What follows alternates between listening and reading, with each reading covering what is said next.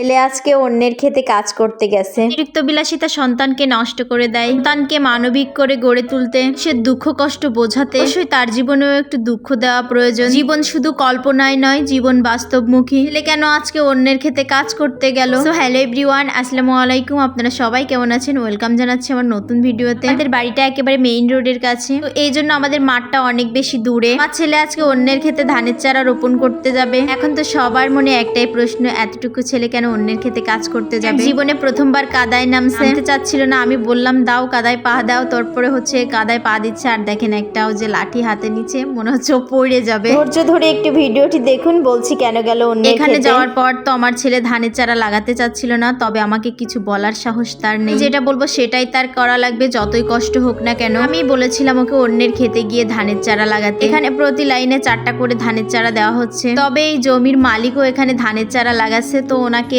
দেখে দেখে বললাম যে দেখো কিভাবে লাগাচ্ছে, ওইভাবে। এছাড়াও আমি দেখিয়ে দেখিয়ে দিচ্ছিলাম যে এইভাবে না এইভাবে লাগাও। বাই দা ওয়ে, এবার আসি আসল কথা। আমার ছেলে খুব ভালো একটা মাদ্রাসায় পড়ায়। সত্যি কথা বলতে লোকাল কোনো মাদ্রাসায় ওকে আমি পড়াই না। আলিশান বাসার মতো খুব ভালোভাবে থাকবে, খাবে, তাকে আমি এই মাদ্রাসায় অ্যাডমিশন দেওয়াই এবং তার চান্স হয়ে যায় তো ওখানেই থাকে। আমাদের আত্মীয় স্বজন সবাই জানে ওই মাদ্রাসাটা অনেক বেশি ব্যয়বহুল। আমাদের আত্মীয় স্বজনের মধ্যে সবাই কিন্তু আমাকে নিষেধ করে যে এতটুকু বাচ্চার পিছনে এত টাকা খরচ করতে হবে কেন। অনেকেই বলে এই বাচ্চার যে খরচ, সেই খরচ দিয়ে পুরো অনার্স কমপ্লিট করে মাস্টার্স কমপ্লিট করা যায়। আচ্ছা, কে না চায় তার সন্তানের ভালো করতে? চেয়েছিলাম আমার সন্তান ভালোভাবে পড়াশুনো করুক। প্রতি মাসে 30 তারিখে একটা পরীক্ষা হয়, মাসিক পরীক্ষার রেজাল্ট ওই দিনই দিয়ে দেয়। গত মাসে আমার ছেলের পরীক্ষার রেজাল্ট সামান্য একটু খারাপ হয়েছিল, বেশি খারাপ না। তো আমি ওকে অনেক কাউন্সিলিং করা, অনেক কিছু বোঝাই। বোঝানোর পর আমার ছেলে বলে যে এরকম ভুল আর হবেন না। তো এই মাসেও গতকালকে 30 তারিখে পরীক্ষা হয়েছে, পরীক্ষার রেজাল্টও দিছে।